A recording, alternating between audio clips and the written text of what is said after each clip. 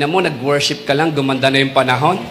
Nag-worship ka lang, umayos ang kalikasan. Wow, palakpakan po natin si Lord, no? Hallelujah. Kamusta po ba kayo nung mga nakaraang araw o nagdaang linggo na tayo po ay nakaranas ng hindi magandang panahon, may mga bagyong pumasok, no, sa bansa natin at marami po ang mga kababayan ang naapektuhan. At I don't know kung sino po sa inyo ang inabot po ng baha, no, o lumikas. Kanina po may kausap po ko dito. Tinanong ko kung nasan sila nung mga nagdaang araw. Sila po ay nag-evacuate sa school. Okay? Salamat sa Lord dahil patuloy niyang iniingatan yung buhay natin. No?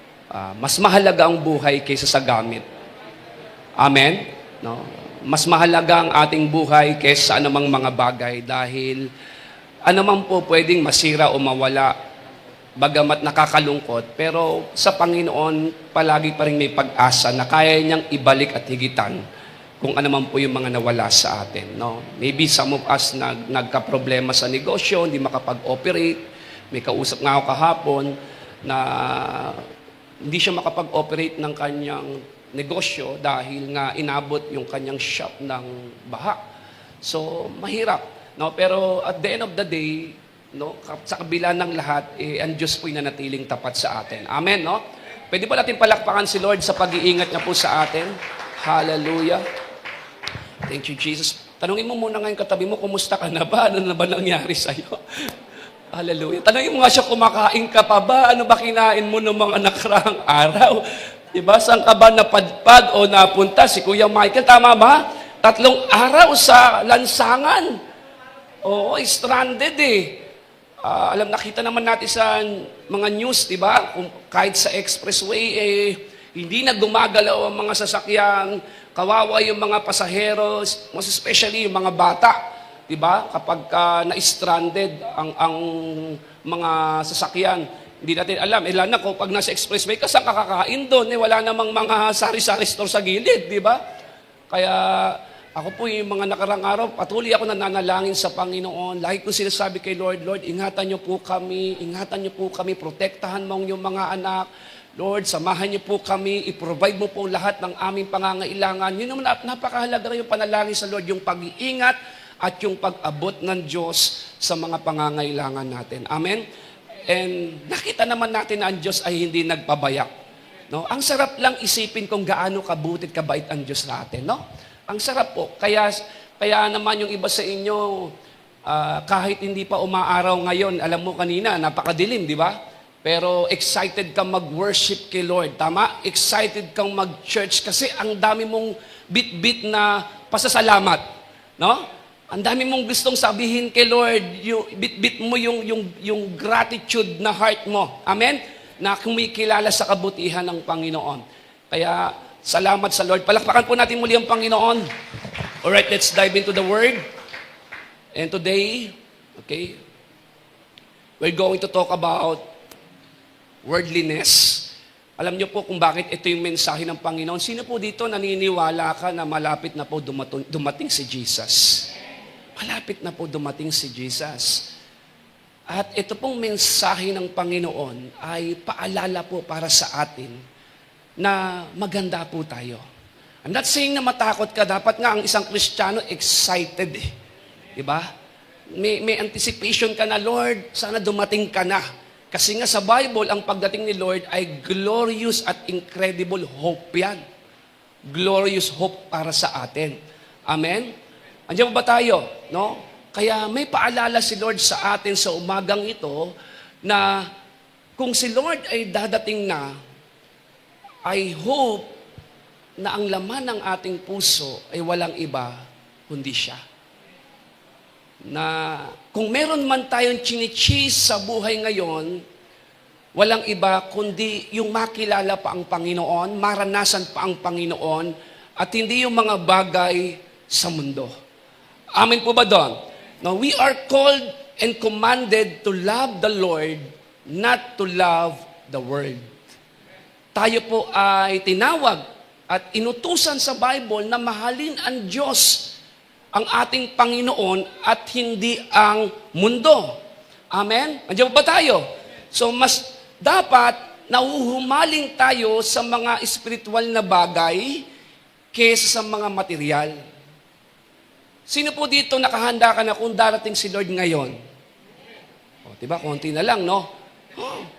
No, kasi siguro iniisip mo, teka, parang hindi ko pa naayos sarili ko, hindi ko pa nagagawa yung pinagagawa ni Lord. Kaya nga ito po ipaalala po sa atin, no, na mag-assess tayo, mag-evaluate tayo na, Lord, ikaw pa ba yung nakaluklok sa puso ko? Baka hindi na ikaw yung naghahari sa akin. Are we getting this?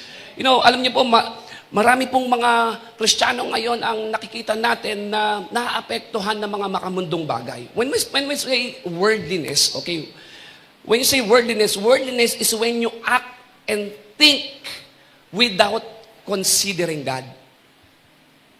No? When you act and think without considering God.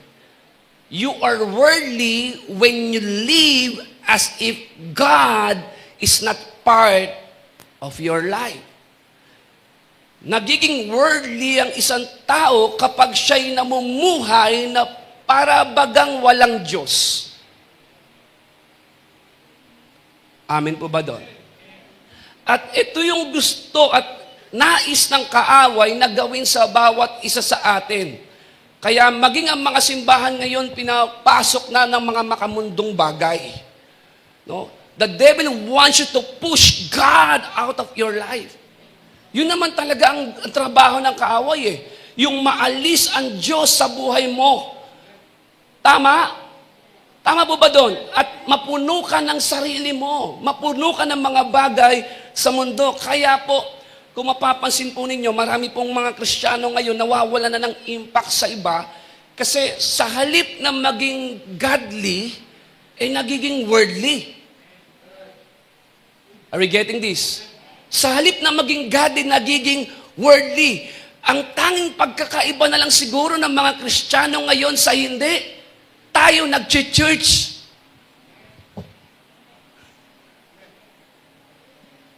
Tayo nag-church, sila hindi. Baka yun na lang ang kaibahan po natin ngayon. Pero pagdating sa lifestyle, no, pagdating sa mga galawan, katulad na natin, katulad nila tayo. Andiyan ba tayo? No? So, ang tanging pagkakaiba na lang natin, baka yung nag-church na lang tayo. At baka, kung bakit hindi sila na-attract na sa pananampalataya natin, kasi naisip nila na wala nang pinagkaiba. Ang mga taong nananampalataya kay Jesus, ang mga taong nag-church sa mga hindi nananampalataya at hindi nagsisimba. Ibig sabihin, hindi na attractive ang faith natin sa mundo. Na dapat sana tayo po ang nakaka-impluwensya sa kanila, pero ang nangyayari, tayo ang nai-impluwensyahan. Ang sabi nga po ni Charles Spurgeon, okay, sabi niya, I believe that one reason why the Church of God has so little influence over the world is because the world has so much influence over the church. Nako po natin ito. Kaya siguro hindi ganoon katindi yung ating impact sa mga tao dahil ang simbahan ay para bang na-installan na ng mundo. The way we think, the way we speak, the way we act, the way we live, galawan na ng mga taong makamundo. Kaya ito yung gustong imensahe ng Panginoon sa bawat isa po sa atin, gayong nalalaman natin na babalik na siya. Babalik na ang Panginoon. At maging handa po tayo sa pagbabalik niya. Baka naman yung katabi mo, pagbalik ni Jesus, abutang nagtitiktok yan ha. O kaya kung ano-ano ginagawa, ihanda natin ang ating sarili. Sabi po sa Bible, in 1 John chapter 2, verse 15. Okay. Sabi po rito, do not love the world or anything in the world. If anyone loves the world, love for the Father is not in them. Now, our topic for today is entitled, Stop chasing the word. Stop chasing the word.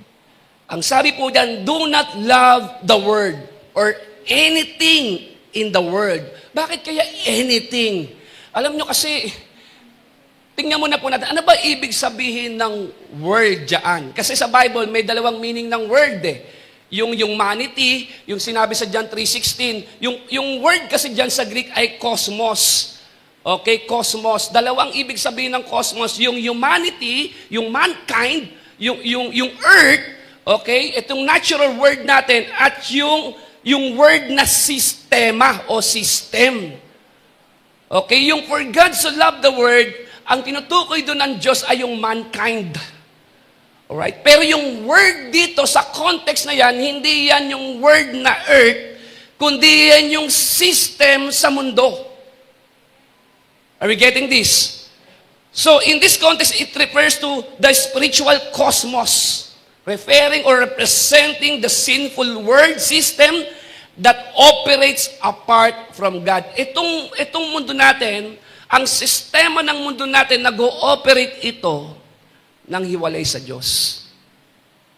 Na hindi kinikilala ang Diyos. Are we getting this?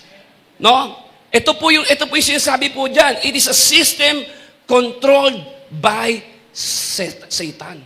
Yung sistema o yung takbo ng ating mundo, tandaan po natin ito po ay kontrolado ng kaaway ni Satanas. Sinabi po yan in 1 John chapter 5 verse 19. Look at this verse. Ang binanggit po dyan, sabi niyan, and we know that we belong to God, but the evil one controls the whole world. The evil one, sino yung the evil one? Si Satan. Si Satan ang nagko-control. Siya yung nag-o-organize. Siya yung nag-o-orchestrate ng mundong ito. Kaya pala, ang sabi sa atin, huwag mong mahalin ang mundo. Dahil ang mundo ay kontrolado ni Satanas. Andiyan pa ba tayo? Si Satanas ang nagpapatakbo ng sistema dito sa mundo. Siya yung nag-o-organize, nag-o-offer ang kaaway ng kaakit-akit ng mga bagay para ano? Para dayain tayo. Amen po ba dyan? Andiyan ba tayo? Nandiyan ba tayo? No, kaya sabi diyan, we know that we belong to God, but the evil one controls the whole world. Bakit? Kasi ang goal ni Satan, ang trabaho ni Satan, ay hindi ka lang tumira sa mundong ito, kundi maging makamundo ka. Andiyan ba tayo? Hindi ka lang basta manirahan sa mundong ito. Ang goal ni Satan, nandito ka naman na rin, maging makamundo ka na. At once na na-fall ka sa mundo, kapatid, look at this. Ang takbo nito, ilalayo ka sa Diyos. Hindi ka niya ilalapit. Hindi ka tuturuan ng mundo para mahalin mo si Jesus. Kundi, ang gagawin sa iyo ng mundo, ipapalimot niya ang Diyos. At ang lahat ng mga bagay-bagay, it's all about you. Andiyan ba tayo? Nakuha po natin ito. No? Kapag minahal mo, siguradong ilalayo ka nito sa kalooban ng Diyos. Kaya pong sabi po sa atin in Romans chapter 12, verse 2, consistent pong Bible eh. Sabi diyan, ito po yung paalala po ni Apostle Paul. Sabi niya, do not conform to the pattern of this world. Sa Tagalog, huwag kayong aayon. Huwag kayong magpapatianod sa takbo ng mundo. Do not conform to the pattern of this world, but be transformed by the renewing of your mind. Then you will be able to test and approve what God's will is, His good, pleasing, and perfect will. Sabi, do not conform.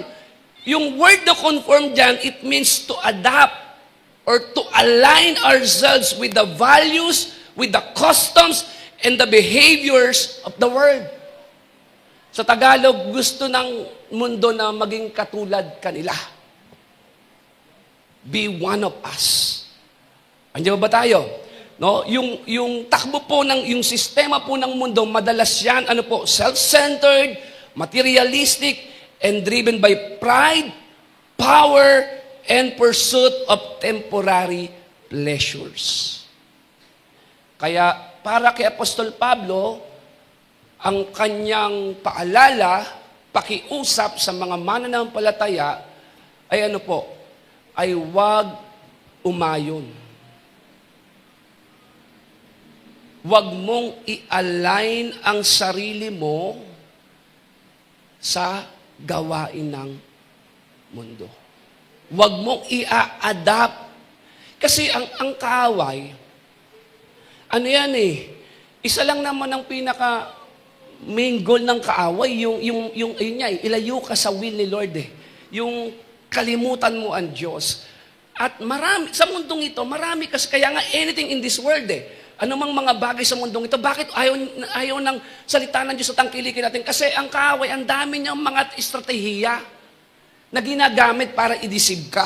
Are we getting this? Parang ganito yan, di ba? Pera. Ang pera, meron GCash, may credit card, may debit card, pati nga yung pure gold, kinukonsider na yung points ng pera Pero pag lahat lang yung bagay niyo, kaparaan na lang yan. Pero ang bottom line, pera pa rin yun. Ewan ko po kung nakukuha niyo po Pera, yun lang naman pera. So ganun din ang kaaway. Gagamit siya ng iba't ibang paparaanan, pero ang gusto lang niya, ilayo ka sa Diyos. Madaya ka niya. Andiyan ba tayo? No? Gusto ng mundo na maging makamundo ka. Kaya nga po, meron po sa Japan in 2001, nagkaroon sa Japan naging manufacturer ang Japan ng isang watermelon na na square. Okay? Alam niyo yung square yan, no? Square. Ano ba shape ng watermelon? Bilog. So dapat ang pakwan ay bilog. Pero ano ginawa nila? Gumawa sila ng isang box. At doon sa box na yon, hinulma nila. Habang lumalaki yung watermelon, hinulma nila sa box na yon. Hanggang sa maging square. Yung pakwan na dapat sana ay bilog, ay naging square dahil hinulma nila to, sinadya nila to. Ano ibig sabihin? Ganon din ang kaaway, mga kapatid. Sinasadya niya na hulmahin ka. Na kahit ikaw ay nakakilala na sa Panginoon, kahit ikaw ay nag-church, nag-serve sa church, ang kaaway hindi yan titigil na hikayatin ka, akitin ka para ikaw ay ma-mold at ma-shape nila ng mundo. Alam mo, hindi mo na kailangan mahalin ang mundo kasi ang mundo talagang mahal na mahal ka niyan. Yes. Gagawin niya ang lahat, mahalin mo lang siya. Alam mo ba yan? Gagawin niya ang lahat, mahalin mo lang siya. Yun ang gusto ng kaaway, ma-fall in love ka sa word. Kaya ang bilin sa atin, ang paalala sa atin, ang pakiusap sa atin, hey, yung mundo na yan, yung takbo ng mundo, kontrolado yan ni Satanas. Hindi ka niya dadalhin, papalapit sa Diyos. Ilalayo ka niya sa kalooban ng Diyos. Kaya huwag kang makikiayon. Huwag mong i-align ang sarili mo. Huwag kang sasabay sa kung ano man ang trending. Hindi porket ginagawa ng marami, pwede mo na rin gawin. Andiyan ba tayo? Nakita ko isang Kristiyano. Di ba sabi ko, pambihira, pagka sa church ay tahimik. Pero sa TikTok, ang tayo mo, gumaganon-ganon pa. Hindi na tahimik to, pero gumaganon din pala. Sabi ko, kaya talagang pag kay Lord, tahimik. Tapos yung, alam mo, di ba may ganong sabi ko, wala na. Sabi ko, bakit kaya, kung ano yung nauuso, kailangan nakain tayo. Alam nyo, Nagsisimula ang pagiging makamundo sa malit na bagay, sa malit na pagko-compromise, hanggang sa masabi mo, ang saya pala, then gagawin mo uli, and then magugulat ka na lang, at parang nagkakahiligan mo na. Amen po ba doon? Andyan pa ba tayo? So yung watermelon na yan, na-shape siya intentionally kasi may nag-shape. So si Satan, siya din ang intentional, sinishape niya ang mga tao na nininirahan dito sa mundo. Na na maging worldly. Na maging worldly. Kaya nga po, ang panalangin ng Panginoon sa kanyang mga disipulo, sa John chapter 17, you know that prayer po yun ni Jesus, sa John chapter 7, sabi niya, Father, ito yung kausap po dito ni Jesus, yung Ama, sabi niya, Father, I'm not asking you to take them out of the world. Hindi naman sinasabi ni Jesus dito, Ama, para hindi na sila mapahamak, alisin mo na sila sa mundo, hindi yon. Ang sabi lang ng Panginoon, ni Jesus sa kanyang Ama, Ama, hindi ko hiningi sa iyo na alisin mo sila sa mundo, pero ang dalangin ko, ingatan at protektahan mo ang iyong mga lingkod. Sa atake ng kaaway, sa trap ng kaaway, sa temptasyon ng kaaway. Are we getting this? Kaya sabi ni Jesus, panalangin ko, Ama, na habang sila ay naririto, ay hindi sila madaya ng kaaway. At hindi sila maging makamundo. Bakit kaya ayaw ng Diyos na ma-fall in love tayo sa Word? You know why? Kasi doon din sa context ang linaw na nakalagay. Sabi dyan, okay, basahin natin, bakit kaya big deal sa Diyos to na wag mong mamahalin ng mundo? Why? Sabi dyan, in verse 15 it says, do not love the world or anything in the world. If anyone loves the world, love for the Father is not in them. Anyone. Walang exemption dito. Kaya nga, pag binasa mo yung context sa simula pa lang, ang sabi na ni John doon, dear little children. Pag ina-address yung children, referring to us yun. Kaya wag mo sasabihin, ay, hindi ako magiging makamundo kasi Christian na ako. No. Sabi diyan, if anyone, kahit ikaw, kahit ako, kahit siyang katabi mo, pwede. If anyone. If anyone, nakalagay dyan, no? Walang exception po dito. If anyone. Bakit? Kasi kapag minahal mo daw ang mundo, meron niyang cost. There's a cost to loving the world. Ano yung cost? May kapalit. At anong kapalit? Ang sabi diyan, you lost the love of the Father. You lost the love of the Father. May kapalit pala. No? Sabi po dyan, no? If anyone loves the world, love for the Father is not in them. No? Loving the world can draw you away from God. Ilalayo ka niya. You can never lose your salvation once you are truly born again. Naniniwala ako doon. Ang totoong Kristiyano, yung kaligtasan mo na yan, secured yan. But you will lose the experience of the God who saved you. Alam mo yung nalus mo? Yung karanasan mo sa Diyos. Ikaw yung Kristiyanong ligtas pero hindi mo nararanasan si Lord. Ikaw yung taong ligtas pero hindi ka lumalakad sa kalooban ng Diyos. Ikaw yung taong ligtas pero hindi napupulfill yung plan ni Lord sa buhay mo. Because you lose your experience to God. Kaya marami pong Kristiyano, hindi nila nararanasan ang manifestation ng Holy Spirit. You know why? Kasi nakayakap sila sa mundo.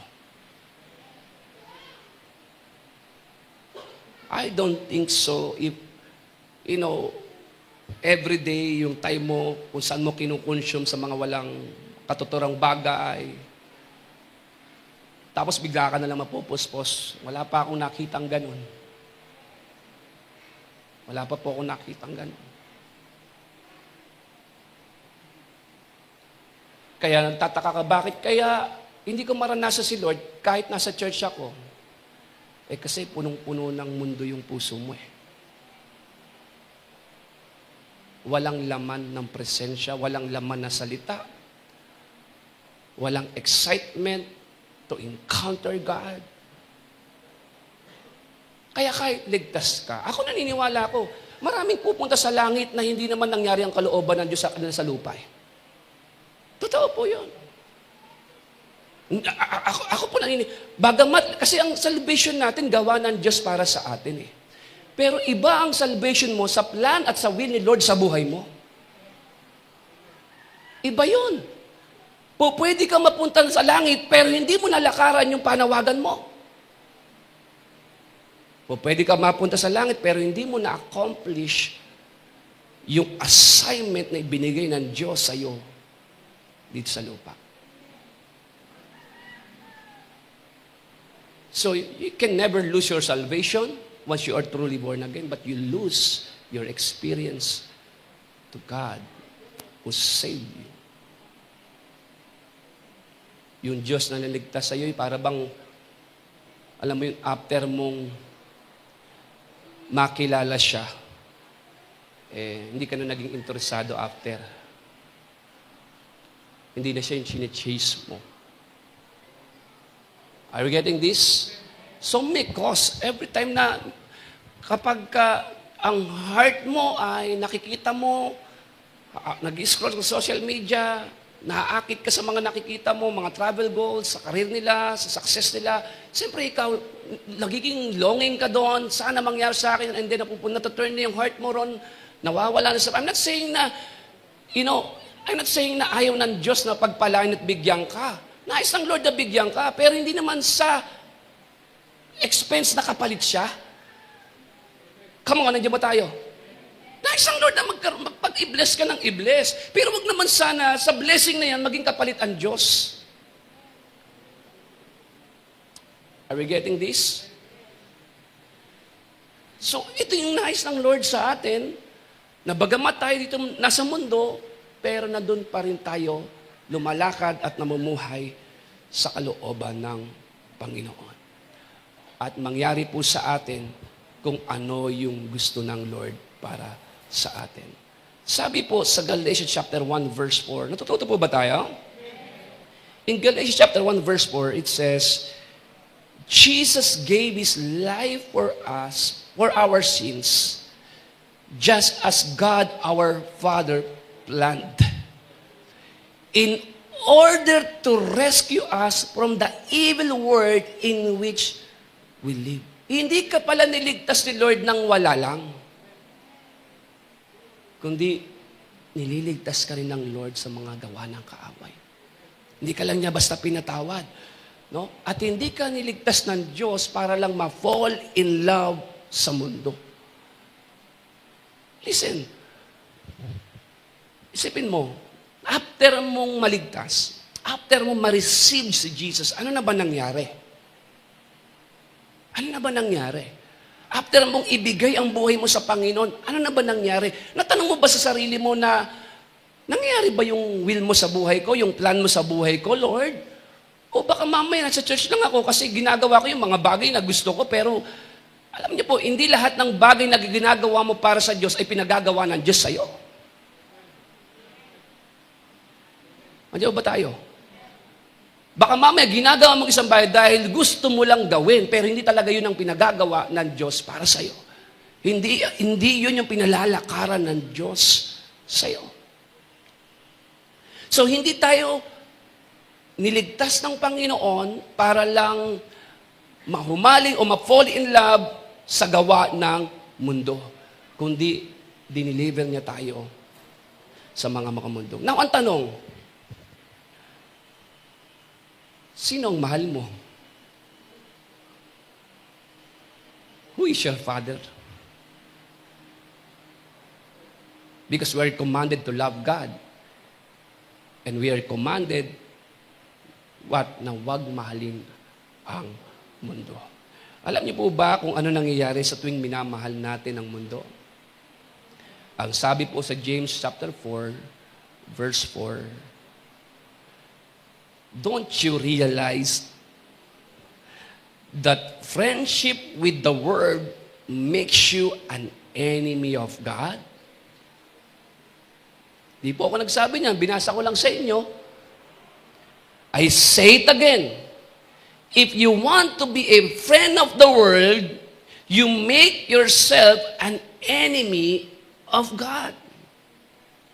Now dito po, hinighlights dito ni James, no, yung tension between the values of the world and the values of God.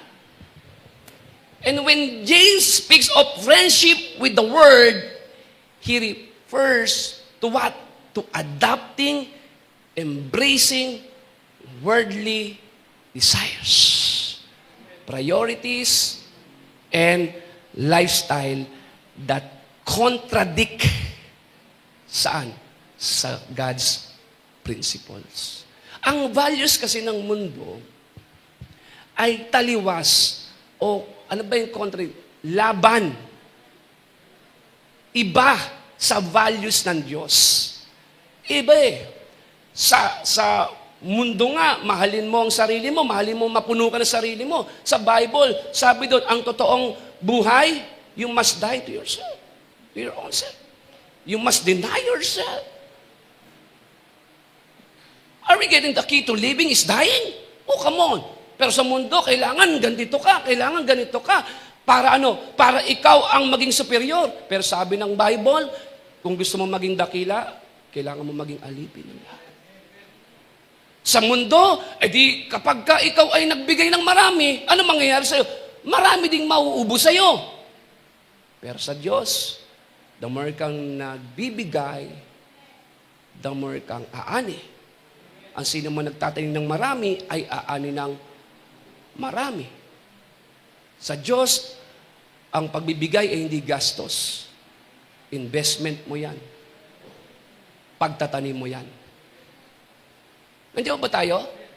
Kaya nga, contradict yung mga prinsipyo ng mundo sa prinsipyo ng Diyos, talagang magkaiba. Kaya kung hindi tayo magbabantay ng ating sarili, mabufall tayo doon sa trap ng kaaway. Amen po ba doon? Kaya sabi dito ni James, yung mundo na yan, once na niyakap mo yan, I'm not saying na God hates you. No. Ang nangyayari lang, tumataliwas ka, lumalabas ka doon sa holiness at righteousness ng Diyos. Ibig sabihin, yung mga bagay na na-achieve mo, hindi siya kaparaanan ng Panginoon. Nandiyan ba tayo? Kaya maraming mga tao, diba, handang pumatay, handang mandaya, handang magnakaw, makuha lang isang bagay. Yes. Handang apakan ng ibang tao, para lang siya ay umangat. Yung bang kaparaanan na ginagamit mo, ay hindi yan kaparaanan ng Panginoon. Yan ay kaparaanan ng mundo. Andiyan ba tayo? Kaya para kay James, ano ba gusto mo? Maging kaaway ng Diyos? We say, kaaway ng Diyos, laban sa kanyang kalooban? O gusto mong maging kasangkapan ng Diyos at mangyari sa iyo ang kanyang kalooban? Amin po ba doon? So kasama dito sa sinabi ni James, yung paghahanap ng kasiyahan, kapangyarihan, o tagumpay sa paraan labag sa kalooban ng Diyos. Tulad ng pagiging materialistic, yung mga selfish ambitions, ano pa, yung mga makasariling o makasalanang pag-uugali. So, para kay James, you cannot love both. Hindi po pwedeng dalawa mahal mo. Yung bang kanta na sana dalawa yung puso ko, hindi ubra yon. Di ba? Yung bang sana dalawang, hindi na sana, ano ba yun? Hindi na sana nalilito. Di ba? Kung sino sa inyo, hindi pwede kay James Sean sa sulat niya, na para kay James, hindi po pwede yung dalawang paabo nakatapak sa dalawang kaharian. Hindi po pwede na kay Lord at hindi na pwedeng nasa world. Si Lord, deserve siya sa loyalty natin. 100% na loyalty natin sa Kanya. Are we getting this? Nandiyan ba tayo? No, so para sa salita ng Diyos, ang mga makamundong bagay, once na fall in love ka rito, ikaw ay pumupunta sa kabilang side. Amen? At nagiging enemy of God. Ang hirap kalaban ng Diyos. Tama po ba doon? Kaya nga sa Bible, yung mabibilis na pagyaman, sabi ng Diyos, sa maling paraan ay mabilis din mawala. Ang hirap nun. No? Kumbaga, ang hirap kalaban ng Diyos. Mas masarap ang Diyos na kakampi. Amen? No? Kaya nga, yung kay Jonah, ang hirap takbuhan ng Diyos. Mas maganda na lang sumunod sa Kanya. Amen? Bakit? Kasi kung di tayo aware, pwedeng mangyari po sa atin ito. Yes, active tayo sa gawain sa Panginoon, pero kumusta ba yung laman ng ating puso? Kumusta na ba ang ating mga ginagawa sa araw-araw? Ano ba ang ating pinagkakaabalahan? Ano ba ang naglalaro at laman ng ating isipan? Alam niyo po sa Bible, sabi po ni Paul sa 2 Timothy verse 10, tingnan niyo po ito, sabi diyan, Demas has deserted me because he loves the things of this life and has gone to Thessalonica, Crescens has gone to Galatia, and Titus has gone to Dalmatia. He loves the present world. Sa ibang translation, sabi, Demas has deserted me. He deserted Paul. He left the ministry, not because life was too hard or was too difficult, but Demas loved the present world.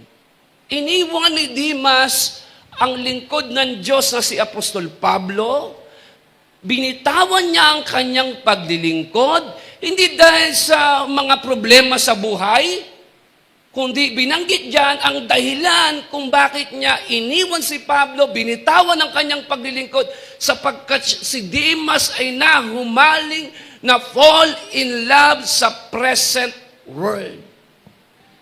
Kaya hindi natin po pwedeng sabihin, Pastor, hindi mangyayari sa akin niya, matagal na akong Kristiyano.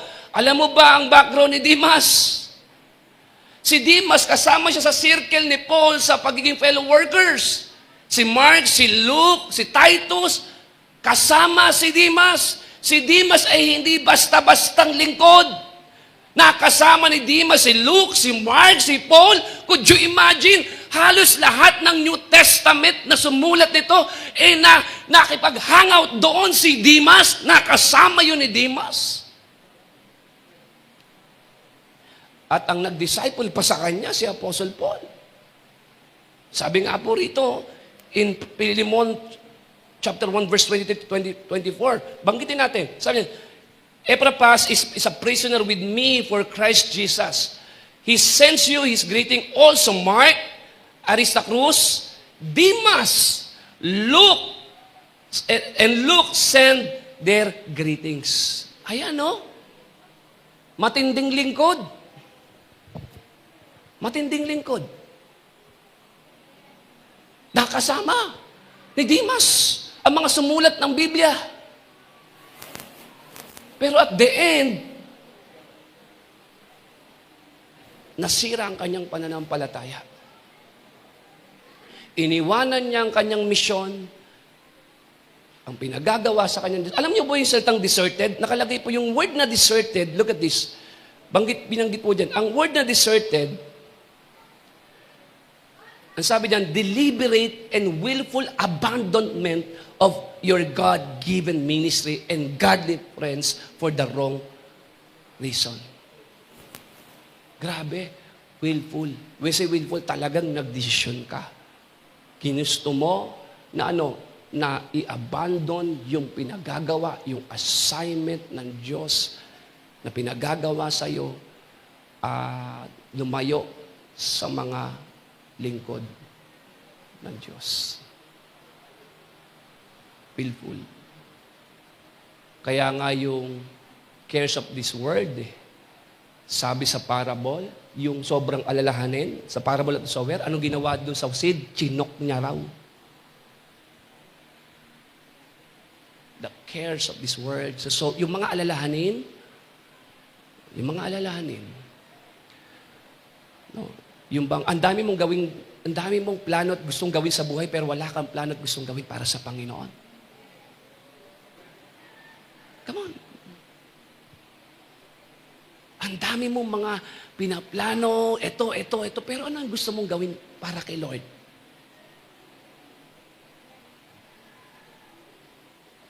Now, bakit napunta ko doon na gusto kong magtagumpay sa buhay? Because sa alalahanin.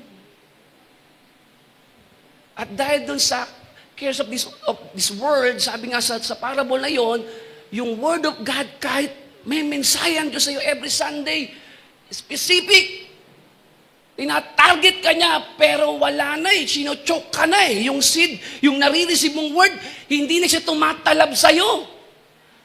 Kahit minsan nararamdaman mo, pero paglabas mo, pinapagpag mo lang yung conviction. Hindi ba tayo? Parang wala na siyang dating sa iyo kasi bakit? Mas mahalaga ang future ko kaysa sa ministry ko kay Lord. Mas mahalaga ang mga bagay na gusto kong gawin kaysa sa mga bagay na gustong ipagawa ng Diyos sa akin. Kaya si Demas, could you imagine? Ang titindi na ng mga nakasama. Kaya nga, hindi guaranteed. Listen to me, hindi kasiguraduhan na kapag ikaw nag-church ka, nasa life group ka, mini-mentoron ka, nasa discipleship ka, hindi nangangahulugan yan na maiingatan ka na para ikaw ay ma-fall in love sa Word. Kasi ilang oras lang naman tayo nagsasama-sama, ilang oras ka lang naman nag-i-stay sa life group, at ilang oras ka sa labas, sa opisina, sa eskwelahan, sa bahay, sa social media, ilang oras. Ako naniniwala ko, mas matagal pa ang binababad natin sa social media kaysa church. At siyempre, sa pag-i-scroll mo dyan, ang dami mong nakikita dyan. Uy, buti pa yung ganito, yung classmate ko, ganito na ako, napag-iiwan. Uy, buti pa siya, may ganun. Ako wala, kaya, nako, kung pa-church lang ako, walang mangyayari sa buhay ko. Kung magsaserve lang ako kay Lord, walang mararating ang buhay ko. Kaya ang gagawin ko ngayon, ako naman, Lord, ako naman. And guess what? Kahit nasa church ka, nasa life group ka, pero ang puso mo, punong-puno na ng mundo. Nakakita ka sa social media, ay grabe, tontuwa ka. Paano kang di magiging mga mundo? Mga pina-follow mo kung sino-sino. Timbugok. Ang dami mong nakikita. Kaya ikaw, mas gusto mo na lang maging vlogger kaysa maging follower ni Jesus Pangarap mo ngayon maging vlogger. Pero pag sinabi ni Lord, you want to follow me? Nako, Lord, gusto kong maging celebrity. Tama po ba doon? Alam mo, buti nga sa mga kalokohan, natatawa ka Sa church, di ka makatawa Tingnan mo yung katawi mo. Sabi mo sa kanya, ngumiti ka naman. Yes, importante yung godly environment. Importante na nasa church ka. Importante rin naman, of course, siyempre, nasa life group ka, nasa discipleship. Pero walang assurance na kapag nandyan ka, ay hindi ka na mapafall in love sa Word. Pwede, kasi it's your choice Willful nga Willful. Decision mo yun Tama? Decision mo yun kung ano yung i-entertain mo every day. Amen. Andiyan ba tayo? Kaya po, kami mag-asawa, si Pastora, nakita nyo, yung mga anak ko, kahit umupo dyan, anong mangyayari, diyan kayo mag-worship kayo kay Lord, mag-worship kayo. Yun kasi ang lead sa kanya ng Panginoon. Talagang yung conviction sa kanya ng Diyos, i-disciple mo mga anak mo. Kasi ay nako, yung mga pangyayari sa mundo, habang tumatagal, nakakalimutan na ng tao ang Diyos. Grabe ang mga information sa social media, misleading na. Mga Kristiyano talaga nagkakagatan. Talagang Sabi ko, wala na, hindi na tayo attractive, wala na tayong impact, na-lose natin yung salt, yung pagiging light natin sa mundo. And guess what? Yung mga bata, bukas makalawa, sobrang exposed na yan eh. Amen. Kaya ako pagka nakita kong may habang sandali si Caleb ng phone, titingnan ko, ano pinapalad mo? Sir Gavin ba yun? Si Sir Gavin daw. Ano yung Sir Gavin na yan? Alam mo, ginagawa pala nun, puro treat. Puro treat. Sabi ko, bakit yan ang pinapanood mo? Kaya nga sabi ko sa kanya, tingnan mo, napang-asar ka na ngayon sa kapatid, bigyan mo pang-asar. Kasi puro trip. Na-adapt. Na-adapt. Amin po ba doon? Medyo ba tayo? So, napaka-importante. Alam niyo po, yung love in the word, hindi yan nangyayari overnight. Nangyayari yan gradually. Gradually. Unti-unti. Hanggang isang araw, hindi ka na makaalis. No, sa simula, paminsan-minsan ka lang tumitingin sa social media, pero habang tumagal, nagsisimula na magbago ang isip mo, ang puso mo, yung nais mo, pagkalipas ng ilang panahon, napapansin mo, nakatuon ka na sa mga bagay na gusto mong makuha at gusto mong mangyari sa'yo. Yung tagumpay ng mundo, imbis na sa pagpapalalim sa relasyon sa Panginoon. So ito po yung laban po natin, ang gawain ang mga anak ng Diyos, nakikipaglaban tayo sa worldliness. Sa worldliness. Ihanda natin ang sarili po natin. Ihanda po natin ang sarili po natin. Kung hindi mo kayang mag-disciple ng marami, I pray and I hope kahit pamilya mo, disciple mo, diyan ka magsimula. Huwag kang magsimula sa malayo, tingnan mo muna nasa malapit. Are we getting this? No? Kasi ang gusto natin, yung gustuhin tayo ng mundo, i-accept tayo ng mundo eh. Dahil tingin natin kapag hindi tayo nakisama sa kanila, killjoy tayo. No? Hindi po ganon. Ang sabi po ni Jesus in John chapter 15 verse 18 to 19, if the world hates you, okay? Tandaan niyo to, if the world hates you, tayo na tumatayo sa kalooban ng Panginoon, remember that they hated me first. If you belong to the world would love you as it loves its own people. But I have chosen you to be what? Different from those in the world. So, you don't belong to the world, and that is why the world hates you. Ibig sabihin, kapag ka nag-against the flow ka, nag-stand ka sa faith mo, expect mo na yung mga nakakasama mo sa bahay, yung mga nakakasama mo sa eskwelahan, sa trabaho, ipipersecute ka niyan, imamak ka nila, gagawin ka nilang katatawanan, kukotsain ka niya. Pag nagkamali ka dyan, talagang grabe yung persecution. Are we getting this? Bakit? Kasi, alam mo, hindi ka nila katulad eh. Hindi kanila katulad. At kung para sa kanila naiiba ka, okay lang yon. Dahil hindi ka naman makamundo. Are we getting this? Nandito ka sa mundo, pero hindi ka makamundo. I mean, parang ganito yan eh. Nag-journey tayo from here to eternity. Pero hindi ito ang tuwin nating tahanan. Tayo ay naglalakbay lang, sabi sa Bible. Kailangan mag-sink in yun sa atin eh. Kailangan meron tayong anticipation sa eternity. Kailangan may excitement tayo na Jesus is coming soon. Kahit anong meron tayo, pwede nating iwanan lahat yan. Kung darating na si Lord ngayon, lahat yan.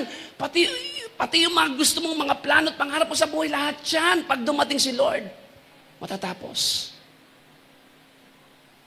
So napaka-importante na meron tayong anticipation na tayo po ay pansamantala lang at tayo rin ay meron talagang tunay na tahanan. Hindi tayo mananatili dito. Hindi mo kailangan magbuo ng empire dito. Kasi hindi yan ang purpose ni Lord sa atin, sa pagkatawag sa atin. Amen? Kaya ang lagi ko sinasabi sa kanila, alam niyo sa langit, yung mga mamahaling bato at ginto, Kakaskasan lang ng paa mo yun, sabi sa langit. Sabi sa Bible. Tatapakan mo lang yun. Tatapakan mo lang. Ganong katindi. Yung bagay na inihanda ng Diyos sa atin. Incomparable. Hindi mo maikukumpara. Amen? Kaya, sabi dito ni Jesus, kung kayo ay kinamuhian nila, ganon din, kakamuhian.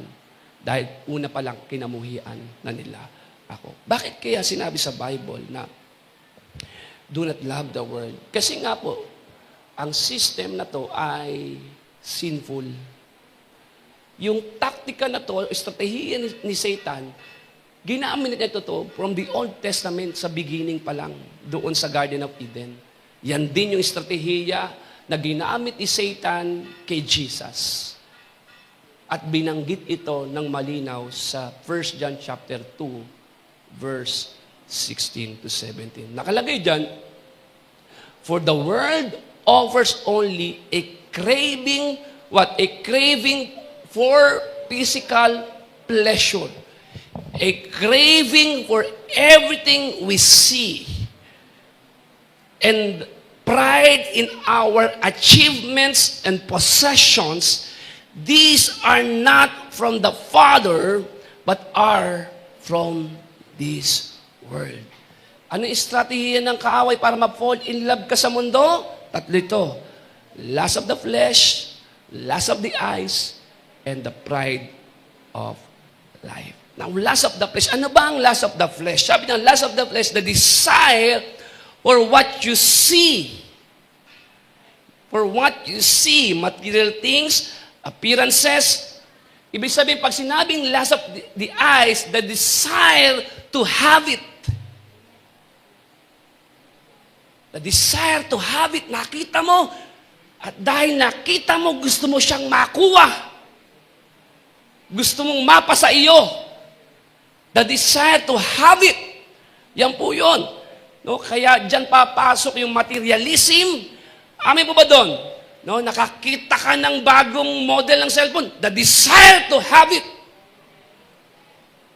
Nakakita ka ng bagong model, the desire to have it. Yung gustong-gusto mo siyang mapasa iyo. Amen po ba doon? Nandiyan po tayo? No, yung mga fashion item na mukhang maganda, ay matindi to. No? Nagsisimula po yan sa desire na makita mong isang bagay na maganda to Tapos, mafe-feel mo na, siguro, kung makukuha ko to, magiging masaya ako. Andiyan ba tayo? Mukhang maganda to. So, magiging masaya ako kapag Kaya pipilitin mong bilhin kahit hindi mo naman kailangan at hindi mo naman afford. Andiyan ba tayo? No? Dahil nagandahan ka. O kaya nakita mo meron yung iba at gusto mong makipagsabayan. Pwede naman bumili basta kaya. Amen? Pero ang problema, sana'y binibili mo, kailangan mo talaga. Hindi lang sa nagustuhan ka. O nagustuhan mo, I mean. Amen? O kaya naman, kung hindi talaga kaya, bakit mo bibili? Hindi mo nga kaya. I mean, para lang bang magpa-impress? Para lang bang masabi na kung meron sila, meron ka rin. Hindi ka nahuhuli. Alam nyo, kaya marami pong nababaon sa utang Kasi bili ng bili na hindi naman kailangan at bili ng bili na hindi naman kayang bilhin. Anya po ba tayo? No? Kaya marami po nababaon kaka-add to cart. Sa TikTok, sa Shopee. Alam niyo yung bahay niyo, warehouse na Puro ano na ang tawag doon, mga items na in order. Yung rider, kahit nakapikit, alam na yung lugar mo, kilalang kilala ka na ron. Tama ba ba't pati aso? Kilalang kilala na, ni rider mo. Bakit? Sa dami ng mga ina-add to cart. Amin po ba doon? Anya pa tayo? Yung the desire to have it. Meron sila noon. Why not na ako rin meron? Well, ang tanong, kailangan mo ba? Ano reason behind? Anong purpose? Di ba? Yan ba yung tamang spend ng pera? Andiyan ba tayo? No, the desire of the lust of the eyes, the lust of the flesh, no? The desire for physical pleasure and instant gratification, the lust of the flesh, the lust means to crave and to desire. Crave and to desire.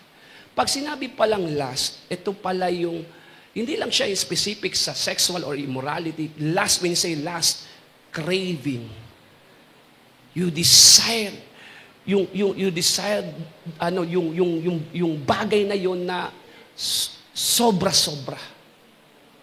Sobra-sobra. Tiningnan ko kung ano ang mga nakapaloob sa lust of the flesh.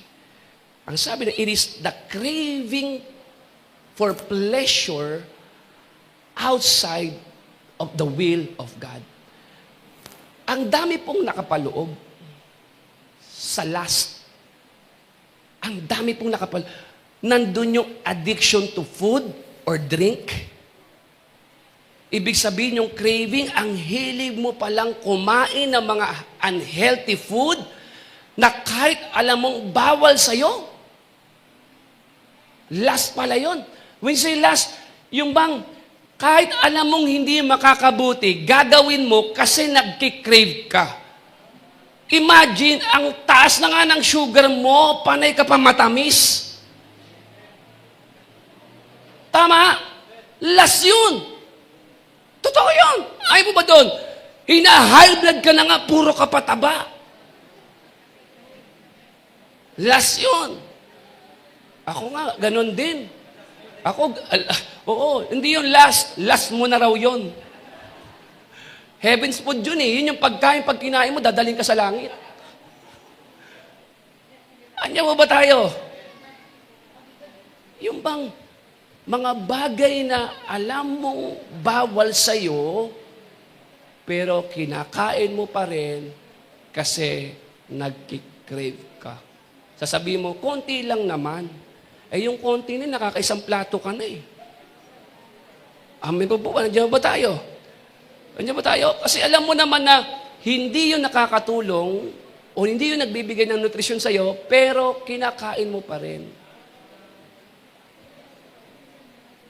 Tama po ba doon? Sa mga matatanda, wag na po kayong kumain ng taba. Pakiusap po. Gusto pa po namin kayong makasama ng matagal. Amen? No? Kaya ingat po sa mga kinakain. Diba? Ako po, kasama po ako dyan. Kahit acidic na nagkakape pa. Oh, totoo.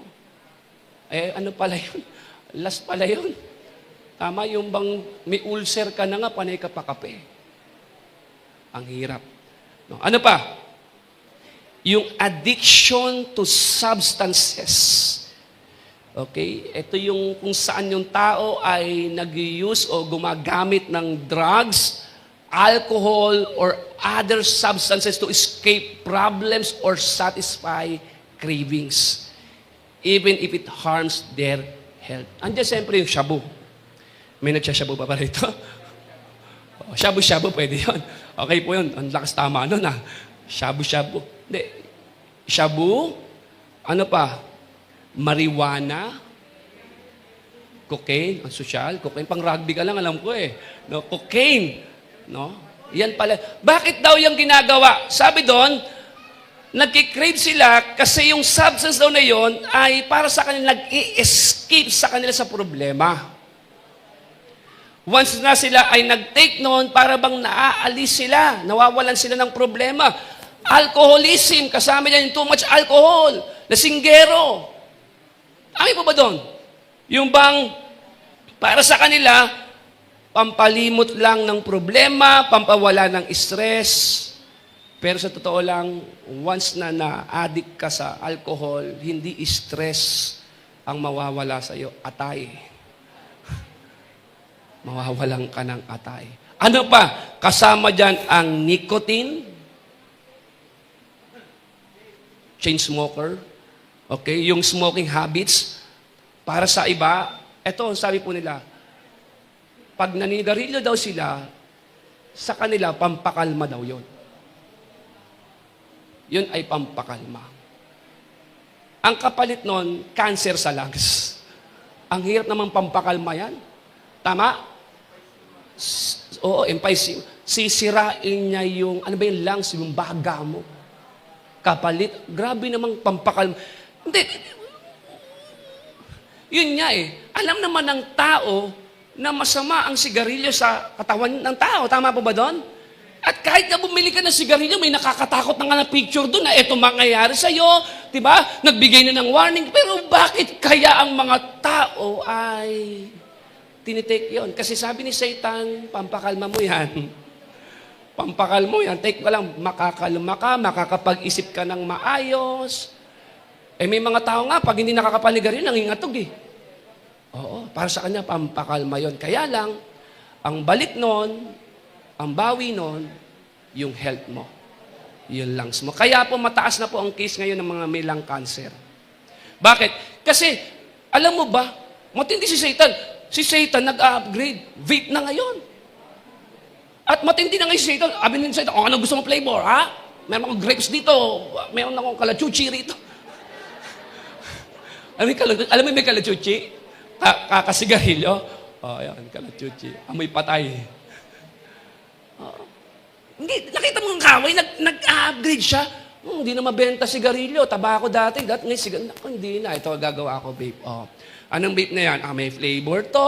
Maganda to. Pag bumuga kayo, nako, matutuwa yung mga kaibigan mong bango-bango. Hindi. Diba? Kaya, pagka lumabas, nakakita ka naman ng ganon. Ang bihira, proud na proud pa. Tapos nakita mo nasa ospital, na-diagnose, may lung cancer. Grabe, no? Hindi, galing lang ng kaaway. Tama? Iniba niya lang yung estratehiya, pero target niya talaga, pahinain ang kalusugan mo, mamatay ka sa karamdaman.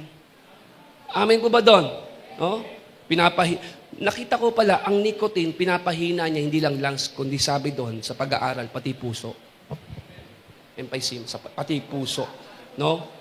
Alam mo, hindi na umuubra yung mahal ng sigarilyo. Hindi uubra yan. Kahit sobrang mahal niya, kahit sabihin mo 50 pesos pa yan, nako, palaging may bibili pa rin. Kasi ngayon, ang mga tao, kahit tutukan mo ng baril, maninigarilyo talaga yan. Opo. Amen po ba doon? So, it leads to damaging your health. Ito pong binanggit ko po sa inyo, yung sa lust of the flesh, drugs, alcoholism, nicotine, yan po yun. It leads to damaging your health. Hindi lang health. Relationships. Ang dami nang nagkakagulo. Alam mo ba meron ka bang kakilalang bait-bait pag hindi lasing? Pero pag nakainom, nakalasing, nangahabol ng taga. Hindi totoo yun. Diba? Tapos yung pamilya, stress na. Yung mga anak niya, pagod na kakaawa. Tatay, mamira. Bakit ganon? Tama! Nakakita naman mga ganon? Yung bang natatanggal sa trabaho, dahil lagi na lang walang gana, amoy alak, ang daming ganon. So, hindi lang pala kalusugan, kundi pati relasyon at trabaho ay apektado. Amin po ba doon? Ano pa? Sexual immorality. Ang sabi diyan, ang sexual immorality, sexual pleasure outside the boundaries set by God. Pornography, social media, according sa pornography, mas mataas ang rate ng mga babae. Tingnan niyo po, na nanonood kaysa sa mga lalaki. Ang social media kasi, para sa akin, hindi yan masama. Ang laking tulong ngayon, lalo na sa pag-aaral. Ang laking tulong. Hindi katulad dati, pupunta ka pa sa live. Tama ba? Para magbasa ka ngayon, nandyan na yung knowledge. Pero for me, it's like a tree of knowledge of good and evil. Ang social media pwedeng maging mabuti sa iyo at pwedeng maging masama para sa iyo. At even ang mga bata ngayon, alam niyo po ba sa Cocomelon, meron ng pornography? Sa Roblox, meron na, may immorality na sa Roblox. At ang mga, nakuha niyo po ito? Yung pornography, nakalagay doon, kasama pala rito ang alin? Ang seductive dresses. Ano ba yung seductive dresses? Revealing clothes, di ba? Yung revealing clothes, backless, ano ba yung back? Diba yun yung backless, hanging dress. Yun po yung nakalagay. Ang dami po, hindi ko nabababa. Backless, hanging dress, na para sa iba, fashion lang yon. Pero kasama yon sa flesh. Yung labas ang pusod, labas ang cleavage, pero lalaki ka. Hindi. I mean, nakakaumay naman isipin. No? And sexual immorality. Sabi po dyan. At ito matindi. Yung binanatan dito sa dulo. Ito lahat tayo. Yung pride of life. Sino po dito aamin na mayabang ka? Taas ang kamay ng mga humble dyan. I mean, alam mo, dinaive ko to eh. At sabi ko, gusto ko tong lalong matutunan, Lord, para ma-explain ko sa mga anak mo. No? Ang pride pala, the desire for status, recognition, ito driven talaga tayo dito.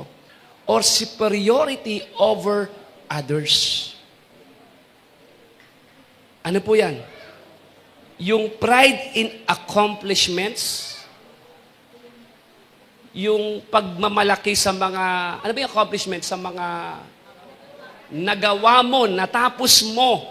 No? Boasting about your accomplishments in your career, personal life, or skills with the intent to make others feel smaller and make yourself feel better. Grabe, no? Yung bang kapag ka ikaw pag nagsalita ka na, pag nagkwento ka na, abay, wala nang ibang bida kundi ikaw. Totoo. Naka-experience ka naman ng kwentuhan ng magkakaibigan na meron ka ganun kasama. Yung may kwento ka, may kinukwento siya, tapos lagi niyang hinihigitan yung kwento mo, nagpunta kami sa ano, ay kami rin, nagpunta kami sa ganito eh. Alam mo, bumili rin ako niyan eh.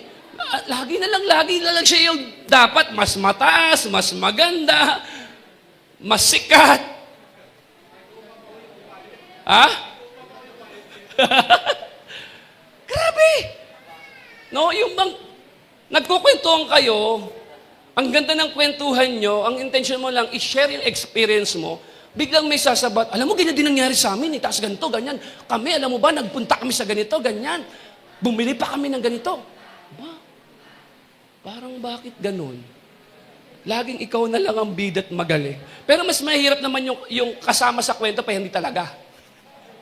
Yung oo ng oo. Di ba yung muna tayo na oo? Kasama ka ba? Ay, hindi.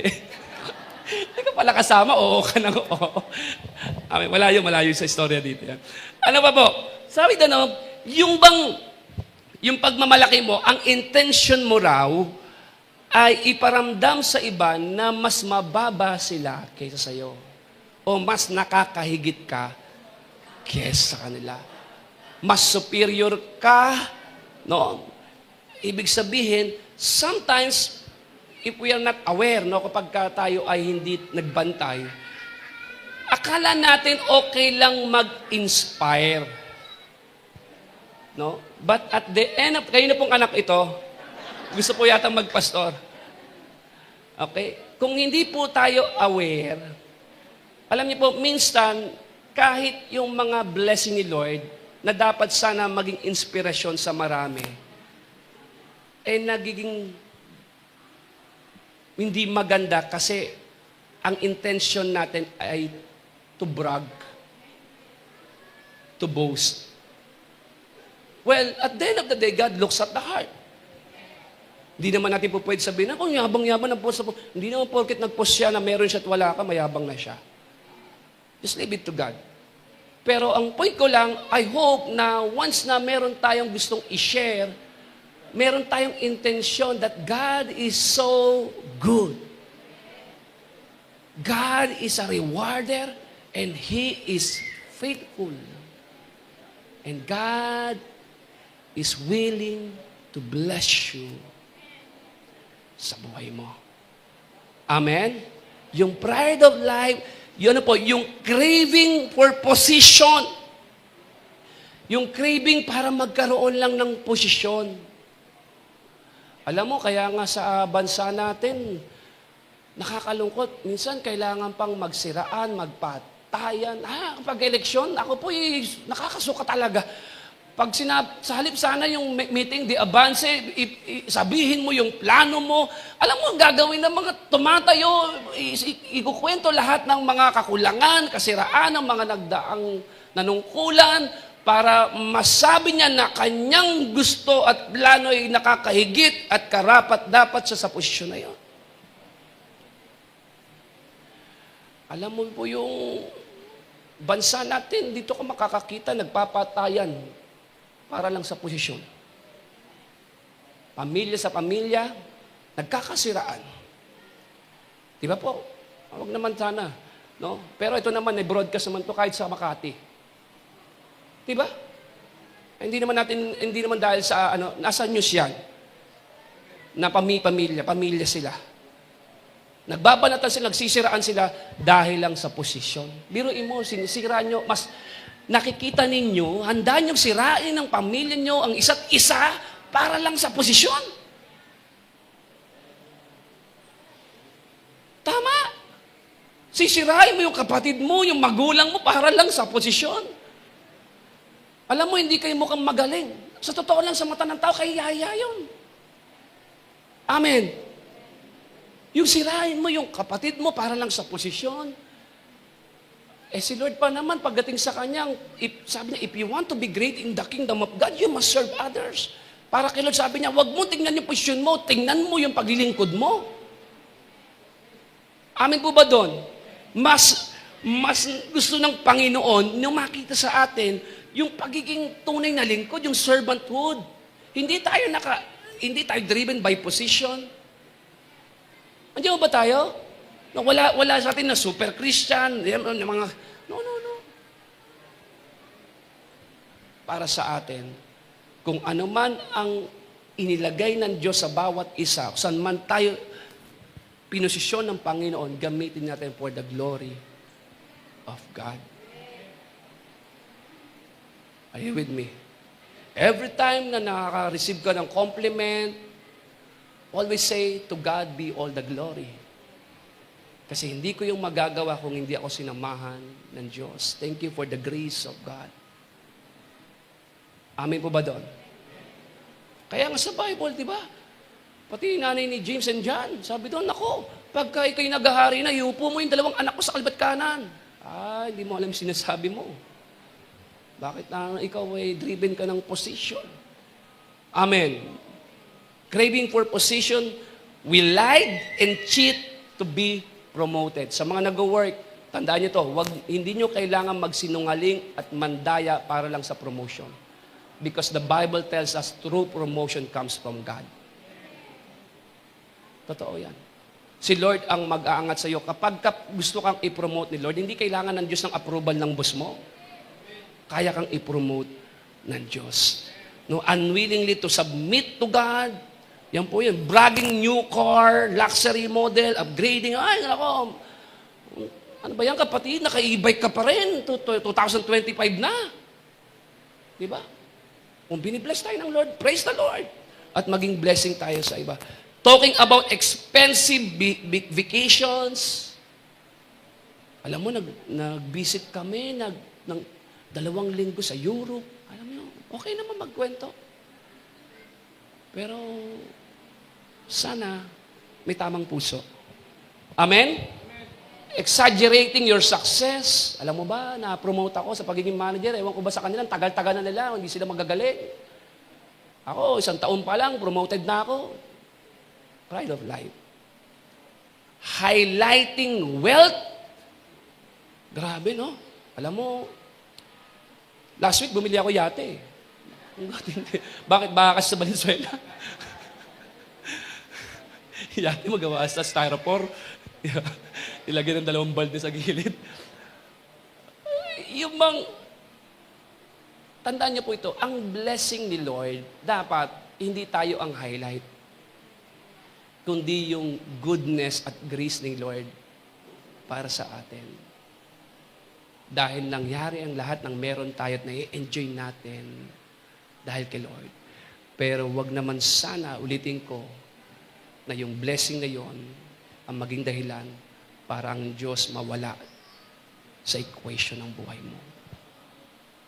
Amen. Sana, nung wala kang work, kung gaano ka dedicated kay Lord, kapag nagka-work ka, dapat masigit with a heart of gratitude. Bakit ngayon pa ba ako mawawalan ng time sa'yo sa dami ng ginawa mong buti sa akin? Ngayon pa ba ako mawawalan ng dahilan ng paglingkurang ka sa dami ng ibinigay mo po sa akin? Could you imagine? Why? Kasi ang purpose ni Lord sa blessing ay ay ipakita sa tao kung gaano kabuti at kung gaano katotoo ang Diyos. The reality of God. At once na nangyayari sa buhay mo yung kalooban ng Panginoon, always remember, yung bagay na yan ay dapat dalhin ka papalapit sa Diyos. At hindi kanya basta patat. Hindi yung posture mo with humility, posture ng humility, the more kang binibless ng Lord, the more kang nagsasabing, Lord, sino ba ako? Kahit anumang posisyon ko, Lord, ako lang. Hindi ako papasok sa church mo ng isang manager na kumikita ng ganito, ng isang pastor. Lord, pag pumasok ako sa presence mo, ako'y simpleng anak mo lang, na walang may pagmamalaki, kundi ikaw lamang. Dahil ikaw ang mabuti.